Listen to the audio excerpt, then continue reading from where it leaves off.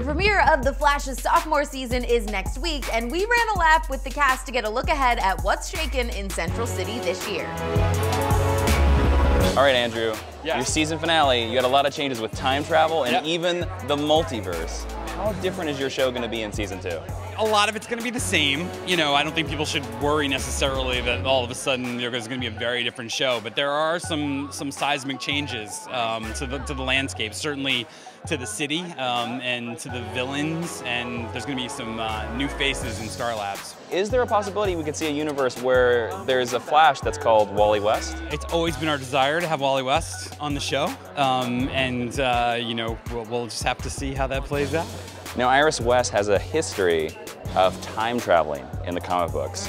Do you think your character will ever get a chance to do that? Are you kidding me? Of course. I know about the Speed Force suit. I want it, I want it, I want it. Jeff Johns, I want it.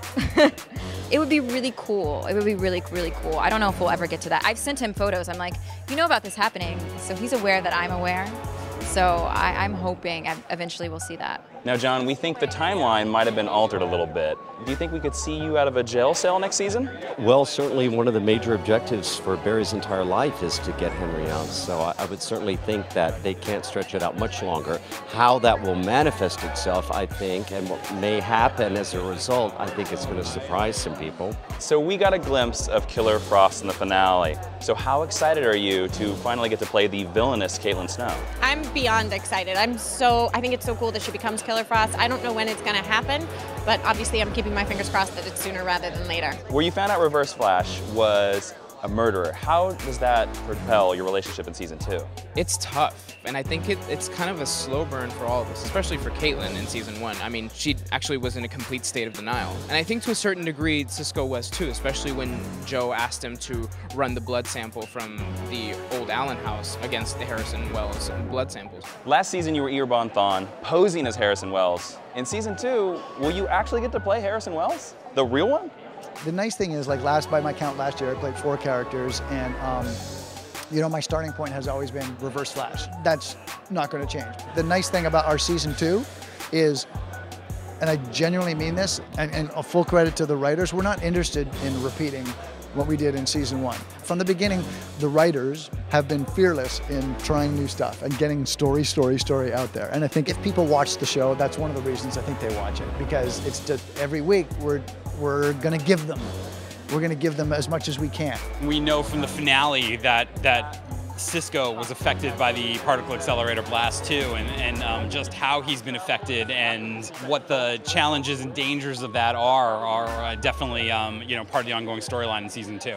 Now, did you read a lot of the Vibe comic books before you took on the role? I did. There's like one series as part of the new 52 that was released. Sterling Gates, Andrew Kreisberg, and Jeff Johns worked on it. Yeah, it's great. I was actually really thrilled. Like when I finished the whole series, I was like, this is gonna be awesome.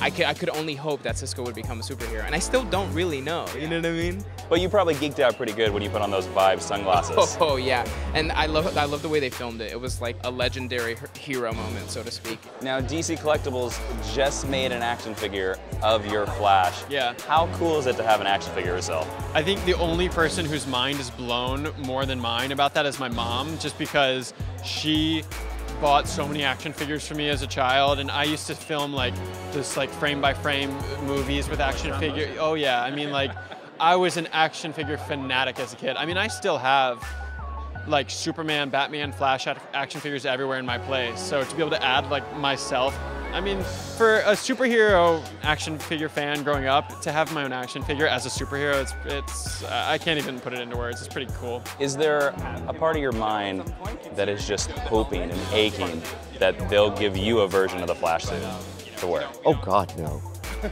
Oh my God, I remember the last episode that we did in 1991. We were with Mark Hamill at 5 a.m. in some godforsaken hole in Southeast Los Angeles, and I just ripped the ears off and threw them in the air. I couldn't wait. He almost lost his mind. He still has them. He went and got them, and I know I wanted to get out of that suit. You know, I'll do and contribute in any way that you know, the producers feel would be meaningful for the show. But am I dying to get back in a suit?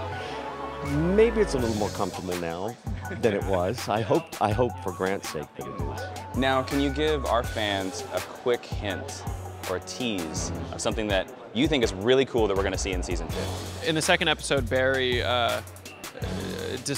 discovers a new aspect of his powers involving lightning, and it's very, very cool. I'm excited about it.